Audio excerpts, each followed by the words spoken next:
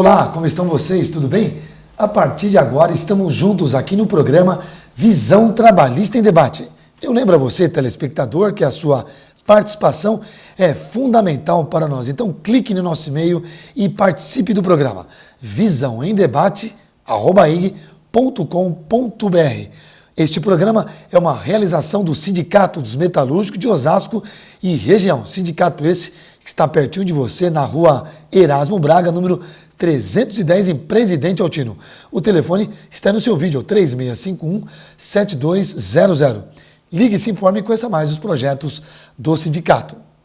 O programa Visão Trabalhista em Debate agora está disponível na internet. Isso mesmo, acesse o nosso portal www.sindmetal.org.br. Clicando na página do sindicato, você vai poder assistir esse e outros programas da nossa grade, além de, claro, poder acompanhar as matérias que são preparadas com exclusividades para você, trabalhador e trabalhadora.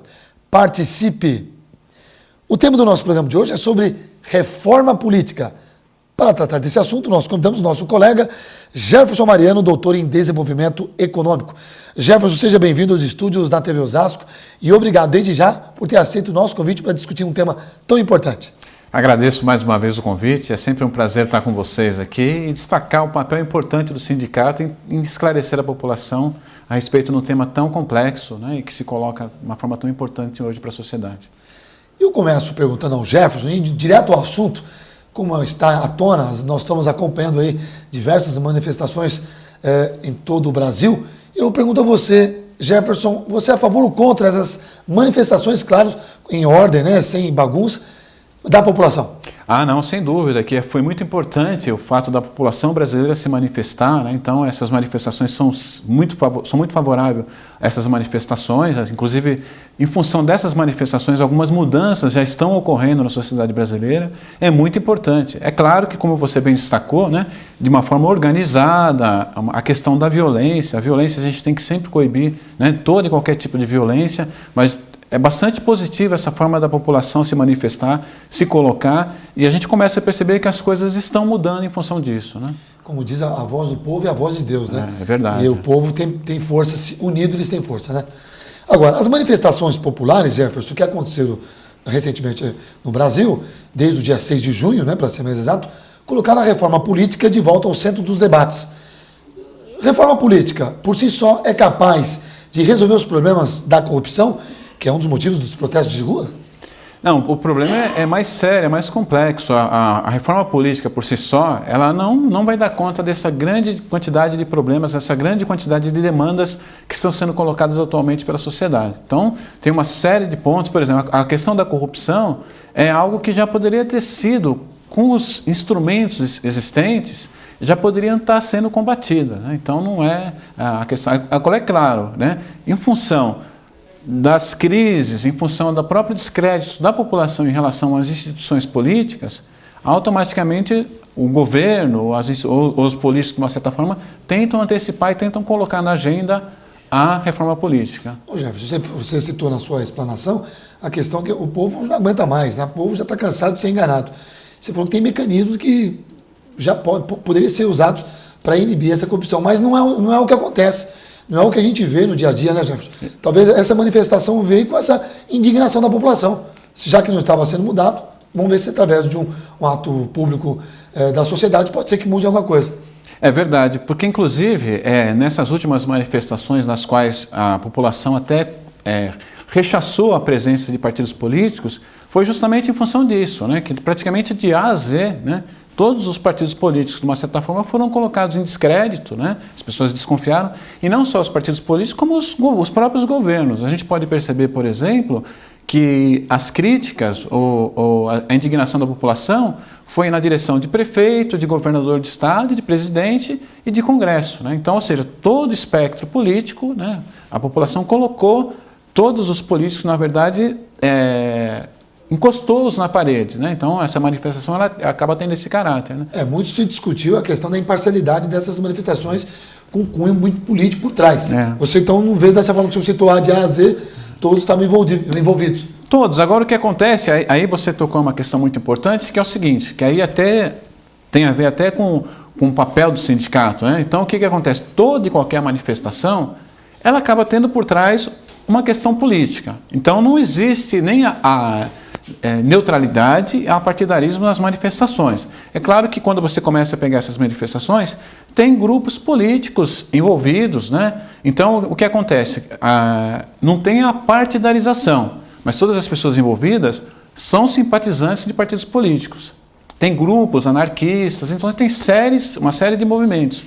E isso acaba até sendo complicado, porque quando a gente tem movimentos políticos nos quais você não tem direção clara, existe a possibilidade de ter conflitos, violências, porque o que acontece? As pessoas acabam não se comprometendo. Então, quando você tem uma postura de liderança, o que acontece? Se acontecer qualquer coisa negativa, você tem como debitar àquela direção. Então, aquela direção acaba conseguindo organizar. Então, esse acaba sendo o problema. Mas toda essa movimentação, na verdade, tem por trás organizações políticas. E aí, cada uma vai apontando para uma direção distinta. O problema é que as demandas são tantas que fica complicado até o poder público sentar para discutir. E, por outro lado, as demandas são muitas que também, por outro lado, muitas vezes a população não sabe se vai enviar a fatura para o Congresso, para o governador de estado, para o prefeito ou para o presidente. Então a gente fica numa situação de o que a gente está observando hoje, né? Um êxtase, né? A gente fica olhando e fica um pouco uma perplexidade em relação ao que se fazer, né? Que tipo de postura adotar diante de tamanha vastidão de manifestações, né? Agora, a reforma foi prometida pela presidente Dilma Rousseff, que encaminhou ao Congresso a proposta de consultar a população sobre o tema. Aí que se vem a ideia que representa a convocação de um plebiscito sobre a reforma política. O que você vê dessa forma? Então, a presidente Dilma, ela encaminhou a proposta até para que se posicionar, para rapidamente se posicionar em função de uma demanda. Agora, é uma prerrogativa do Congresso. O Congresso, na verdade, que vai ter que organizar, preparar a matéria para colocar em condições de que esse plebiscito possa acontecer. O problema é a questão do tempo, né? Existe um tempo muito curto para que esse plebiscito seja organizado e a população possa se posicionar. A segunda questão é que existem temas que estão sendo colocados no plebiscito que o Congresso pode rapidamente tomar a decisão sem necessariamente precisar organizar o plebiscito. Vamos pegar um ponto, a questão da criminalização da corrupção. É algo que eles já está sendo encaminhado. Uma outra questão, o próprio voto secreto. O voto secreto no Congresso, né? É a outra questão também que eles também já estão organizando, quer dizer, não precisa passar necessariamente pelo plebiscito.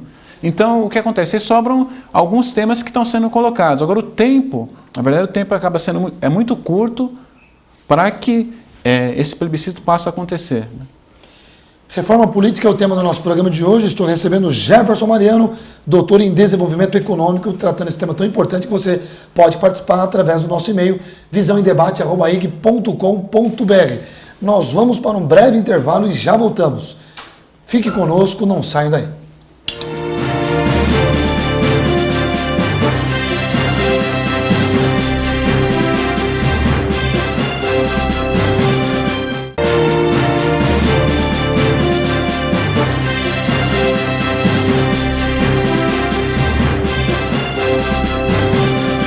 Já estamos de volta com o programa Visão Trabalhista em Debate. Lembrando a você, que é o nosso telespectador fiel, você pode participar através do nosso canal eletrônico visãoemdebate@ig.com.br. Você manda suas perguntas e sugestões ao nosso entrevistado de hoje, Jefferson Mariano, doutor em desenvolvimento econômico, tratando o tema reforma política. Jefferson, antes de nós prosseguirmos com o tema reforma política, a diferença em plebiscito e referendo, você poderia explicar aos nossos telespectadores? Sem dúvida, isso é muito importante, está sendo colocado, né? Qual que é a diferença? O referendo foi algo que, inclusive, há pouco tempo nós fomos convidados a participar. Então, foi colocado no Brasil para a população se posicionar em relação ao porte de arma. Então, existe uma questão já pronta, definida, né? E aí a população vai se posicionar se é favorável ou não, por exemplo, no caso específico, ao porte de arma. O plebiscito já é um pouco mais complexo, então existem alguns temas que se colocam, né? Então, por exemplo, a gente teve, em 93 no Brasil, teve plebiscito sobre parlamentarismo ou presidencialismo, a população foi e escolheu regime político e sistema de governo. Aí depois que a população escolhe, essa matéria volta ao Congresso e o Congresso vai elaborar e vai sistematizar para que isso possa acontecer. Então, no caso específico que está sendo discutido hoje, né, uma possibilidade de ter um plebiscito em torno do sistema de voto distrital misto ou sistema de lista. A população escolhe um ou outro sistema e essa matéria volta para o Congresso organizar, sistematizar essa questão.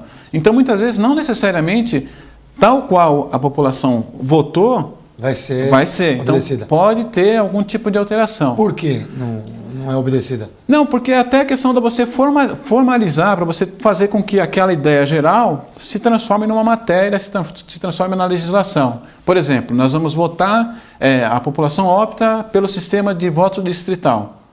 Aí eu tenho que descrever como é que vai ser estabelecida essa forma de voto distrital, preciso deixar claro se vai ser só em âmbito federal, se vai ser no âmbito das localidades, precisa ser definido como é que vai ser recortado, como é que vão ser definidos os distritos. Então, a fazer com que essa legislação, essa ideia geral se transforme numa lei, no processo pode ter algum tipo de alteração. Agora, Jefferson, você como doutor em desenvolvimento econômico, também técnico do IBGE, segundo a fala do ministro Marco Aurélio Mello, ele fala que o plebiscito, muitas das questões que serão discutidas são técnicas. Como viabilizar essa questão para que a população possa votar com tranquilidade? O atual sistema brasileiro já é complexo, né? O sistema no qual você tem o quociente eleitoral é complicado. A população muitas vezes vota no candidato e esquece de pensar que se esse candidato tiver um número muito expressivo de votos, ele vai trazer junto mais outros candidatos.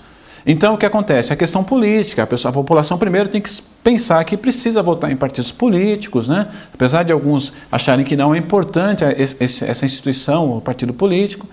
E aí, o que acontece?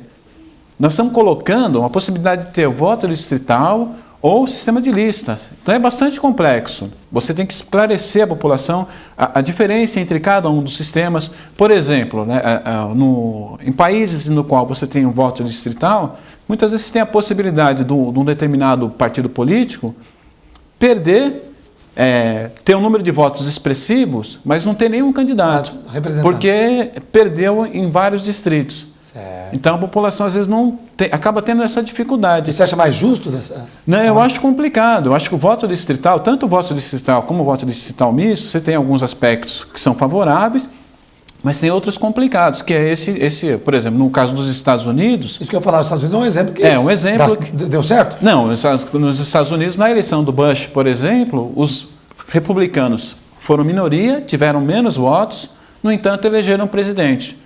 Então, quer dizer, você tem que estar num nível de maturidade muito grande da democracia para que isso possa ser aceito, né? Como é que a população vai aceitar que você tem uma maioria, no entanto, você tem menos cadeiras? Então, essa questão acaba sendo complicada.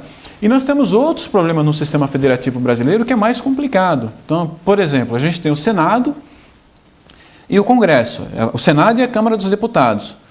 Nós não temos... Quando eu falo a população, eu me incluo. Na verdade, mesmo as pessoas que têm formação na área, são estudiosos, têm dificuldade de saber qual é o papel do Senado no Brasil e qual é o papel da Câmara dos Deputados, né? Então, o Senado tem a representação dos estados. Então, e a Câmara dos Deputados, o que acontece? A gente não tem o princípio de um homem e um voto. Então, explicando, a gente pega... São Paulo tem um determinado número de deputados e o Acre tem um outro número de deputados. Se fosse valer um voto, um homem, São Paulo deveria ter 126 deputados e o Acre 1. Então, o que acontece? Não é proporcional. Então, além dessa reforma, uma outra questão que nós precisaríamos ter é uma reforma no sistema federativo do Brasil, que é tão complicado quanto essa questão. Então, quer dizer, nós temos um conjunto grande de questões de caráter técnico que tinha que ser discutido primeiro pelo Congresso, né, para depois essa questão ser amadurecida na sociedade e aí passar a ser disseminado, e aí assim, a população passar a se posicionar. Então, realmente, o ministro está certo nesse sentido, a questão é bastante complexa, né? Agora, quais outros assuntos podem fazer parte de uma reforma política, na sua opinião? Tem questões importantíssimas que eu, novamente, talvez nem precisaria passar pelo plebiscito. Nós já falamos da questão da criminalização da corrupção. Mas tem uma questão seríssima, que é a questão do fim do foro privilegiado, né, e uma questão da imunidade parlamentar, que são itens que foram inseridos dentro de uma circunstância específica do Brasil. O Brasil passou por uma ditadura militar, os congressistas foram perseguidos, o Congresso foi fechado, mas isso tudo é passado. Agora a gente já vive numa democracia já há bastante tempo. E os congressistas se valem dessas prerrogativas para cometer uma série de delitos. Então, isso é algo que deveria acabar no Brasil, né? Quer dizer, as pessoas tinham que passar pelas instâncias, quer dizer, todos deveriam ser iguais perante a lei, né? Eu acho que essa é a ideia. Então, essa questão deveria ser colocada, acho que uma das questões mais urgentes hoje é essa questão do foro privilegiado e a imunidade parlamentar.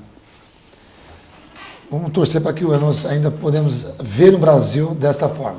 Nós estamos recebendo em nossos estúdios Jefferson Mariano, doutor em desenvolvimento econômico, tratando o tema reforma política. Nós vamos para um breve intervalo e já voltamos com esse tema. Fiquem conosco, não saiam daí.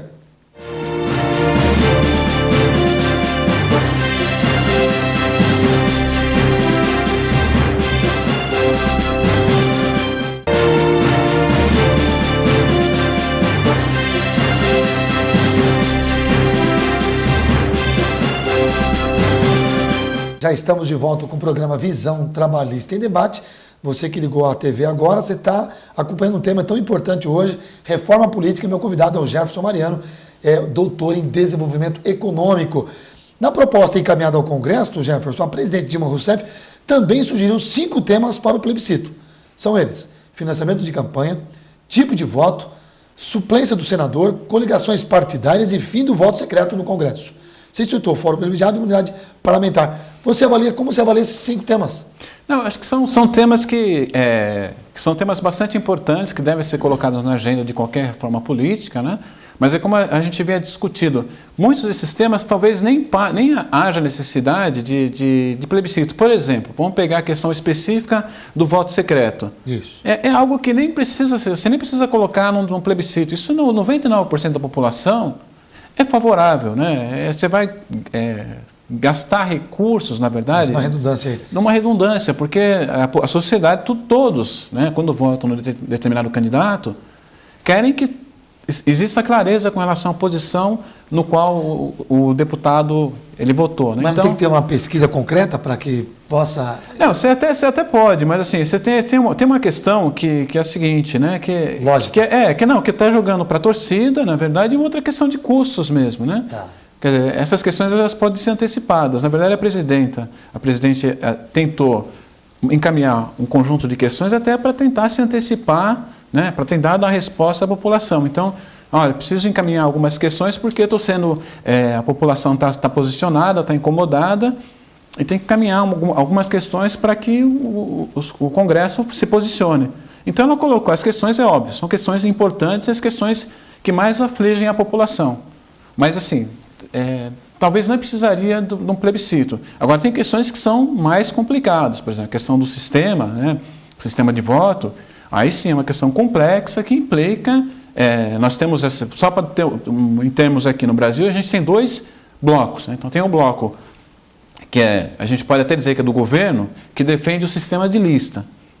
E tem um bloco oposicionista que defende o voto distrital. Então tem uma polarização. Tá. Então a partir daí, nesse sentido caberia. Acaba sendo interessante, mas aí vale ressaltar que há necessidade de tornar mais claro, né? O sistema brasileiro é complexo mesmo, né?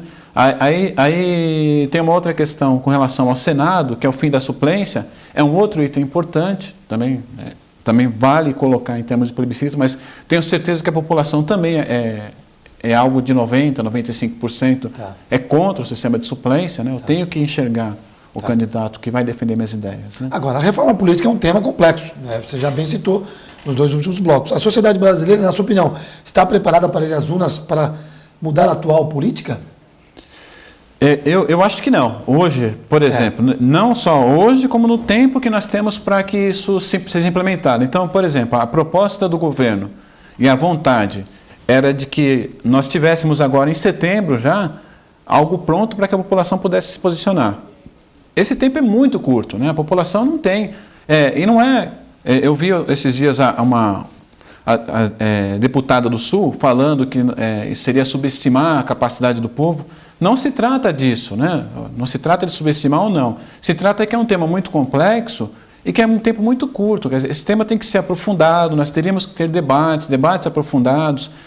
Essa questão tinha que ser discutida nas escolas, nas universidades, os sindicatos. Esse exercício que nós estamos fazendo hoje aqui, né? Quer dizer, temos que debater esse tema à exaustão, para aí sim a população se sentir segura em se posicionar de um lado ou de outro lado, né? Então, inclusive, a gente até pode ter mudança de postura, mudança de posição ao longo desse processo. Então, eu acho que hoje a sociedade ainda não está preparada para se posicionar diante de questões dessa magnitude, né? Agora, a retomada desse assunto da reforma política é somente para responder os anseios de uma boa parte dos brasileiros, na sua opinião, que foram às ruas e mostraram a insatisfação com o governo, com a corrupção?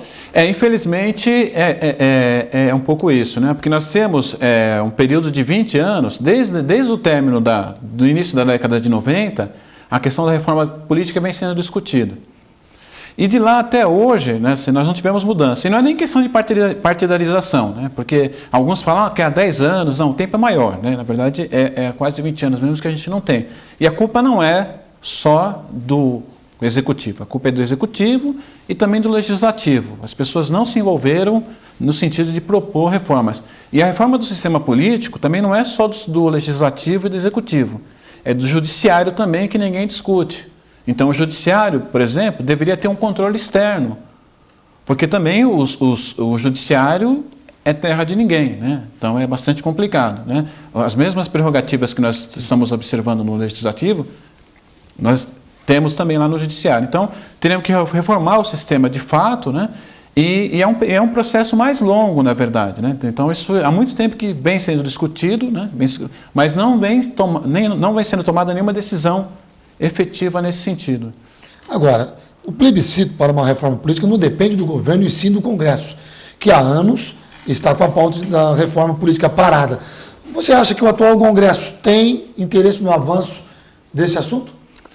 Então, hoje, em função dessa necessidade, né? Então, o que acontece? Só para a gente, para ficar claro, né? Se a gente pegar, por exemplo, o Congresso brasileiro, o sistema brasileiro, se a gente pensar em 93, nós nos posicionamos em função ou do parlamentarismo ou do presidencialismo. A Constituição brasileira, ela foi elaborada para que tivessem alguns ajustes justamente em função disso, em função da possibilidade de passar o parlamentarismo. Então, por exemplo, apesar do Brasil ter um sistema presidencialista, o parlamento no Brasil tem um grande poder. Então, por isso que uma grande parcela de culpa é do Congresso. O Congresso não encaminhou algumas questões importantes. Agora, o que o Congresso está trabalhando? Está trabalhando em atender essa demanda da população e não em implementar reformas de fundo. Porque isso vai impactar em quê? Em redução de privilégios, né? Então, tem uma série de privilégios hoje presentes no Congresso que grande parcela não quer perder. Lógico. Então, nós tínhamos há pouco tempo o sistema de aposentadoria que, com 2 mandatos, um deputado se aposentava. Então, isso começou a mudar, né? Absurdo. Mas é um processo bastante lento. Então, tem uma série de prerrogativas que os congressistas têm que eles têm dificuldade de abandonar. Nós não precisamos nem muito longe. Há pouco tempo, essa semana mesmo, nós vimos nos jornais alguns congressistas usando aviões aí da Força Aérea para assistir jogos da Copa. E eles acham que isso é normal. Aí ele fala assim, eu vou devolver o dinheiro. Não se trata de devolver os recursos. Se trata que tem algo que não é legal. Então, se existe algo que não é legal, a pessoa tem que ser penalizada. Mas aí tem toda a questão de que não é um cidadão comum, né? É complicado. E só retificando o que eu disse na pergunta anterior, quando a população foi às ruas nessas manifestações, foi contra a corrupção e governo municipal, estadual e federal, todos, no âmbito geral, como a gente já havia discutido aqui. Infelizmente, estamos chegando ao final do nosso programa. Eu quero agradecer aqui o bate-papo gostoso, muito interessante, que foi o tema Reforma Política. Meu amigo, companheiro Jefferson Mariano, doutor em Desenvolvimento Econômico, muito obrigado mais uma vez por ter aceito o nosso convite e esteve esclarecendo esse tema tão importante a todos os nossos telespectadores. Obrigado por ter a sua presença aqui mais uma vez. Eu que agradeço, até o próximo convite. Agradeço a você, telespectador, pela sua confiança, pela sua audiência. Agora você já sabe, nós temos um encontro marcado aqui no programa Visão Trabalhista em Debate. Através do nosso canal eletrônico, você opina e participa do nosso programa. Clique então no nosso e-mail, visãoemdebate@ig.com.br ou acesse o nosso site www.sindmetal.org.br. Tenham todos uma ótima semana. Eu vejo vocês, se Deus quiser, no próximo programa. Tchau.